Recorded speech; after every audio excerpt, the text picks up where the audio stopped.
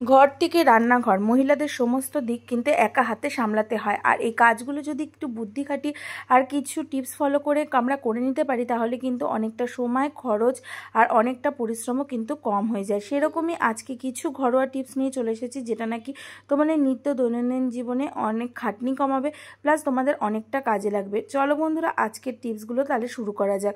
চলে যাচ্ছি বন্ধুরা প্রথম টিপসে। বন্ধুরা, অনেক সময় দেখা যায় কি, আমরা তো প্রত্যেক দিন আমরা টুথপেস্ট ইউজ করি, কিন্তু টুথপেস্টগুলো যখনই শেষের দিকে চলে আসে তখন দেখা যায় যে টুথপেস্টগুলো দেখলে মনে হয় যে খালি হয়ে গেছে, কিন্তু এর ভেতরেও কিন্তু অনেকটা পরিমাণ টুথপেস্ট থেকে যায়। আর এটা এরকম চিপে চিপে কিন্তু বার করতে অনেকটা সমস্যা হয়, আঙুলে তো ব্যথা লাগেই, প্লাস আর এইভাবে রোজ রোজ যদি সকালবেলা উঠে এইভাবে টুথপেস্ট আমাদের বের করতে হয়, সেক্ষেত্রে কিন্তু বিরক্তি লাগে, তাই না? আর বাইরে থেকে দেখলে মনে হয় যে এর ভেতরে একটুও টুথপেস্ট নেই। তো বন্ধুরা, সবক্ষণই আমরা এরকম টুথপেস্টের প্যাকেট ফেলে দেওয়ার আগে একটা ছোট্ট কাজ করে নেব। দেখো, এখানে আমি একটা বেলনি নিয়ে নিয়েছি। এবার বেলনিটা দিয়ে কি করব, এরকম টুথপেস্টের যে প্যাকেটটা রয়েছে সেটা, সেই টিউবটার নিচ থেকে এরকম উপরের দিকে কিন্তু এইভাবে শক্ত করে কিন্তু আমি এভাবে প্রেস করব। প্রেস করলেই বন্ধুরা কি হবে, আমাদের অনেক সময় দেখা যায় যে এই টুথপেস্টের ভেতরেও কিন্তু অনেকটা পরিমাণ থাকে টুথপেস্ট। তো সেক্ষেত্রে যখনই আমরা এরকম বেলনি দিয়ে প্রেস করব না কেন, তখন কিন্তু সেই টুথপেস্টগুলো এক জায়গায় এসে জড়ো হবে আর মুখের কাছে এসেই জড়ো হবে।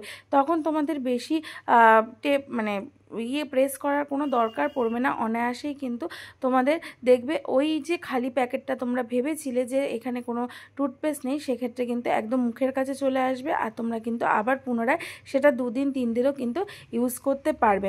তো প্রত্যেকটা জিনিস, বিশেষ করে এই টুথপেস্টের খালি প্যাকেট ফেলে দেওয়ার আগে এই ছোট্ট কাজটা করে দেখবে, দেখবে তোমাদের অনেকটা কিন্তু যেটা তোমরা ভেবেছিলে যে শেষ হয়ে গেছে, সেই অপচয় থেকে কিন্তু তোমরা রক্ষা পাবে। টিপসটা ভালো লাগলে অবশ্যই বন্ধুরা একটা লাইক করে দিও। চলে যাচ্ছি বন্ধুরা পরবর্তী টিপসে। বন্ধুরা, আমরা কিন্তু প্রত্যেক দিন গ্যাস ওভেনে রান্না করি, আর গ্যাস ওভেনে রান্না করার পর ঠিক ওভেনটার অবস্থা কিন্তু এরকম থাকে যে এর মধ্যে বিভিন্ন তরকারি, তেল, মশলা, পুরো এই গ্যাসের ওভেনটা কিন্তু একদম ময়লা হয়ে থাকে। আর এটা আমরা রেগুলার কি দিয়ে পরিষ্কার করি না, আমরা বেশিরভাগ মহিলারাই কিন্তু স্কচ ব্রাইট আর যে ভিম জেল বা ভিম বার দিয়ে কিন্তু এই গ্যাসের ওভেনটা পরিষ্কার করি।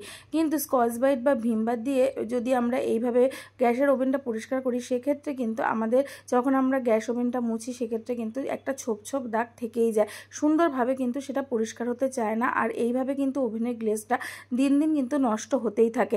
বিশেষ করে যে এখনকার যে শৌখিন যে গ্যাসগুলো বেরিয়েছে, যেগুলো কাঁচের, সেক্ষেত্রে কিন্তু অনেকটা যদি তোমরা ভিম বার আর বা ভিম জেল দিয়ে তোমরা মুছতে যাও, সেক্ষেত্রে কিন্তু একটা বিচ্ছিরি দাগ হয়ে যায়। তো বন্ধুরা, আমরা কি করে এই ওভেনের গ্লেজটাকে ধরে রাখবো, তার জন্য দেখো এখানে নিয়ে নিয়েছি একটু পরিমাণ হোয়াইট কলগেট। তো কলগেটটা দিয়ে এইভাবে কিছু মানে গ্যাসের ওভেনের মধ্যে এরকম ড্রপ ড্রপ করে লাগিয়ে নিলাম। লাগিয়ে নেওয়ার পর দেখো, জাস্ট হাত দিয়ে, কিচ্ছু করার দরকার নেই, হাত দিয়ে কিন্তু এইভাবে আমি কলগেটটাকে পুরো গ্যাস ওভেনের মধ্যে এইভাবে প্রেস করে নিচ্ছি, মানে একটু ডলে নিচ্ছি।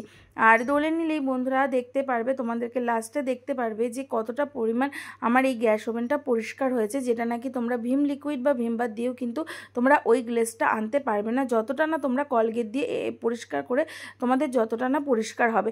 তো দেখো, এইভাবে কিন্তু ভালো করে আমি ডলে নিচ্ছি। আর তোমরা দেখো, রোজ রোজ তো আর এইভাবে টুথপেস্ট বা কলগেট দিয়ে আমরা পরিষ্কার করতে পারবো না।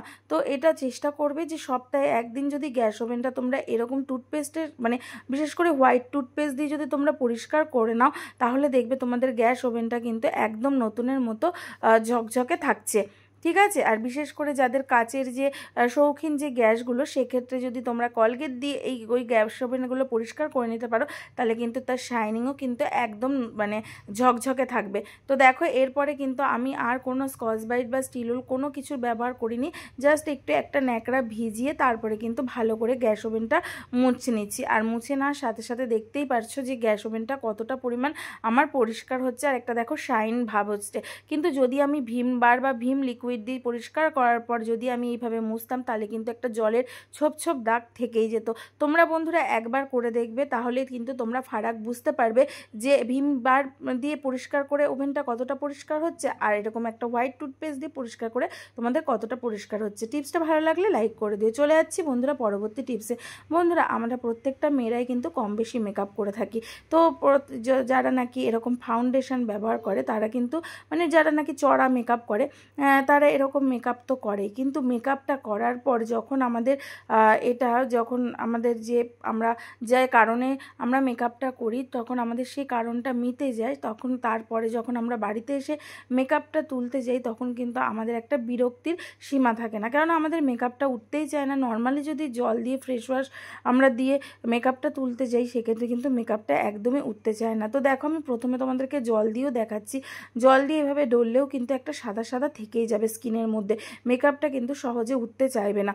তো বন্ধুরা যখনই তোমরা এরকম মুখে মেকআপ করবে না কেন তখন একটা ছোট্ট কাজ করে নেবে, তোমাদের ঘরে থাকা যে কোনো এরকম অয়েল থাকলে, বিশেষ করে এই যে কোকোনাট অয়েলগুলো যদি থাকে, এইভাবে জাস্ট কয়েক ড্রপ লাগিয়ে একটুখানি হাত দিয়ে প্রেস করে নেবে, মানে একটুখানি এরকম ডলে নেবে। ডলে নেওয়ার পর তারপরে একটু সাবান জল দিয়ে হোক বা প্লেন জল দিয়ে যদি তোমরা সেই মুখটাকে ধুয়ে নাও তাহলে দেখবে যে তোমাদের যে মুখের যে মেকআপ ছিল সেটা কিন্তু একদম উঠে গেছে। কেননা দেখো মেকআপ নিয়ে কিন্তু ঘুমিয়ে পড়াটা একদম উচিত না, আর মেকআপ যদি মুখে বেশিক্ষণ তোমরা স্টে করো সেক্ষেত্রে কিন্তু তোমাদের স্কিনে বিভিন্ন রকমের প্রবলেম হতে পারে। তো দেখো আমি কিন্তু হাতটা ধুয়ে আসার পর তারপরে একটা কটন বলের সাহায্যে কিন্তু এইভাবে আমি ভালো করে ডলে নিচ্ছি, আর ডলে নিলে দেখতেই পারছো যে কতটা পরিমাণ মেকআপ কিন্তু এর পরেও আমার উঠেছে। তো এটা কিন্তু অবশ্যই তোমরা করে দেখবে, মেকআপ করার পর অবশ্যই তেল দিয়ে তোমরা সেই মেকআপটা তুলে নেবে। টিপসটা যদি কাজে লাগে অবশ্যই একটা লাইক করে দিও। চলে যাচ্ছি বন্ধুরা পরবর্তী টিপসে। বন্ধুরা আমরা কিন্তু কম বেশি প্রত্যেকেই কিন্তু রুটি করি, কিন্তু একটা একটা করে রুটি করতে গেলে সেক্ষেত্রে কিন্তু আমাদের সময় অনেকটা লেগে যায়, কারণ একটা একটা করে আমাদের রুটি বেলতে হয়, তারপরে কিন্তু আমাদের রুটিটা করতে হয়। কিন্তু বন্ধুরা আমরা যদি একসাথে 3-4টে একবারে রুটি বেলে নিতে পারি তাহলে কিন্তু আমাদের একসঙ্গে অনেকগুলো রুটিও বেলা হয়ে যাবে, পাশাপাশি কিন্তু আমাদের সময়টাও কম লাগবে। তার জন্য কি করতে হবে, দেখো এখানে আমি 3টে লেচি নিয়ে নিয়েছি, আর 3টে লেচিতে কিন্তু ভালো করে মানে ভালো পরিমাণে কিন্তু আমি আটার গুঁড়ো দিয়ে দিচ্ছি। এবার দিয়ে দেওয়ার পর তারপরে দেখো হালকা হাতে কিন্তু আমি এই 3টে লেচিকে ভালো করে বেলছি, যেরকম নর্মালি আমরা মানে রুটি বেলি সেরকমই কিন্তু আমি এখানে বেলে নিচ্ছি। তো বারবার দেখতেই পারছো আমি কিন্তু বারবার ঘুরিয়ে ফিরিয়ে আমি, হ্যাঁ তবে আটার পরিমাণটা কিন্তু বেশি মানে একটু পরিমাণে বেশি দিতে হবে, যদি কম হয়ে যায় সেক্ষেত্রে কিন্তু তোমাদের রুটিটা ঠিকঠাক উঠবে না, বা একটার সঙ্গে আরেকটা কিন্তু লেগে যাবে।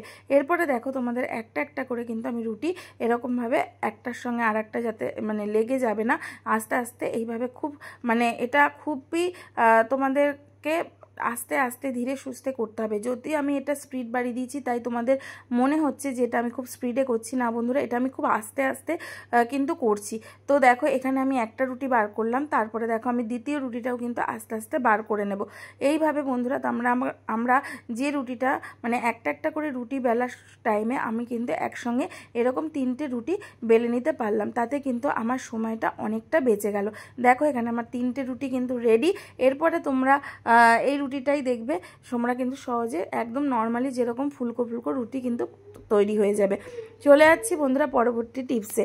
বন্ধুরা আমাদের প্রত্যেকের ঘরে কিন্তু এরকম মোবাইলের কভার থেকেই যায়, যেটা নাকি আমরা যখনই বাজার থেকে মোবাইল কিনি তখন কি হয় আমরা মোবাইলটা তো বের করে নিই, তারপরে কি হয় এই খাপটা কিন্তু আমাদের এদিক ওদিকে পড়েই থাকে, বা আমরা আলমারির কোনো কোনায় এই কভার মানে খাপটাকে আমরা কিন্তু ঢুকিয়ে দিই, আর এর ভেতরে বিভিন্ন কাগজপত্র থাকে যেটা নাকি আমাদের কোনোই কাজে লাগে না।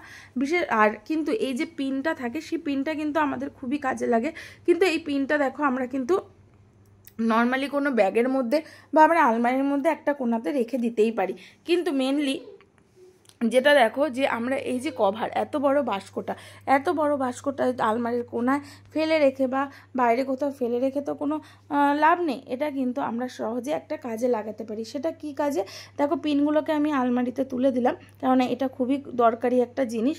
আর এরপরে দেখো আমি কিন্তু কভারটা ভেতরে যে একটা কভার আপ ছিল সেটাও কিন্তু আমি তুলে নিয়েছি। এরপরে বন্ধুরা এই কভারটা আমি কি কাজে লাগাবো, বন্ধুরা আমাদের প্রত্যেকের ঘরে কিন্তু কম বেশি এরকম ওষুধপত্র থেকেই থাকে, যে বিশেষ করে বাচ্চাদের যে ওষুধপত্রগুলো, আর সেটা কিন্তু আমরা কি করি আমাদের ড্রেসিং টেবিল হোক বা কোনো আলমারির সামনে হোক এইভাবে কিন্তু ছড়িয়ে ছিটিয়ে রাখি, আর প্রয়োজনার্থে কিন্তু সেই ওষুধগুলো এক জায়গায় না থাকার ফলে আমরা কিন্তু ঠিকঠাক খুঁজেও পাই না যখন আমাদের প্রয়োজন পড়ে।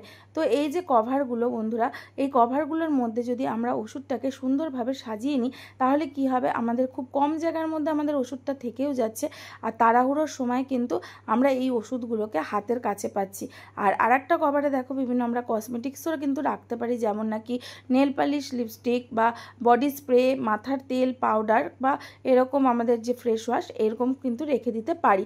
এরপরে বন্ধুরা তোমাদেরকে দেখাবো আমার যে ড্রেসিং টেবিলটা, সেই ড্রেসিং টেবিলের একটা কোনায় যদি এইভাবে আমরা সাজিয়ে রাখি, সেটা দেখতেও সুন্দর লাগে আর খুব কম জায়গার মধ্যে কিন্তু আমাদের এতগুলো জিনিস এঁটে যায়। টিপসটা ভালো লাগলে অবশ্যই বন্ধুরা একটা লাইক করে দিও। চলে যাচ্ছি বন্ধুরা পরবর্তী টিপসে। বন্ধুরা ব্রাশ কিন্তু আমাদের প্রত্যেকের ইউজ করতে হয়। আমাদের পরিবারে যতজন সদস্য থাকে ঠিক ততজনেরই কিন্তু এরকম ব্রাশ থাকে, কিন্তু অনেক সময় দেখা যায় একই বাড়িতে কিন্তু একই রকমের ব্রাশ আমরা দেখতে পাই, তখন বোঝা যায় না যে কোনটা কার ব্রাশ। আর কি হয় বলো তো, বিশেষ করে যেটা সমস্যা হয়, ধরো কোথাও আমরা ঘুরতে গিয়ে আমরা ব্রাশ ইউজ করি, তো সেই ব্রাশ আমরা যখন বাড়ি চলে আসি তখন কিন্তু কারোরই মনে থাকে না যে কোনটা কার ব্রাশ ছিল, তাই না? তো কি করতে হবে বন্ধুরা, একটা ছোট্ট কাজ করে নিতে হবে। আমাদের প্রত্যেকের ঘরে কিন্তু এরকম নেল পালিশ থাকে, তো এই নেল পালিশ দিয়ে কি করতে হবে, প্রত্যেকটা ব্রাশের গায়ে যদি আমাদের নামের প্রথম অক্ষরটা আমরা এইভাবে লিখে রাখি, কেননা দেখো নেল পালিশ দিয়ে লিখলে নেল পালিশটা যখন শুকিয়ে যাবে তখন কিন্তু আমাদের এই নেল পালিশের দাগটা কিন্তু সহজে উঠবে না, যতই আমরা জল দিই না কেন এই নেল পালিশের দাগটা সহজে কিন্তু উঠবে না। তো এই নেল পালিশ দিয়ে দেখো আমরা কিন্তু প্রত্যেকটা আমাদের নামের প্রথম অক্ষরটা লিখে রাখছি, যেমন নাকি এ ফর অঙ্কিতা আর ডি ফর দিলীপ, মানে আমার হাজব্যান্ডের নাম। আর এটা হলো আমার ছেলের মানে বাবানের, তো বাবানের এটা একটা জিভ ছুলনি, তো বাবানের জিভ ছুলনিটার মধ্যেও কিন্তু আমি এখানে বি লিখে রাখছি। তাতে কি হবে, আমাদের প্রত্যেকের কিন্তু আইডেন্টিফাই করতে সুবিধা হবে যে কোনটা কার ব্রাশ। তাহলে হলো না, একটা নেল পালিশ দিয়ে আমরা কিন্তু সহজে ব্রাশগুলোর গায়ে এইভাবে আমাদের নামের প্রথম অক্ষরটা লিখে রাখতে পারলাম, আর এক্ষেত্রে কিন্তু আমাদেরই সুবিধা হলো, তাই না? তো চলো বন্ধুরা, আজকের এই টিপসগুলো তোমাদের কেমন লাগলো জানাতে ভুলবে না, ভালো লাগলে লাইক করে দিও। তো বন্ধুরা চ্যানেলটাকে সাবস্ক্রাইব করে দিয়ে পাশে থেকো।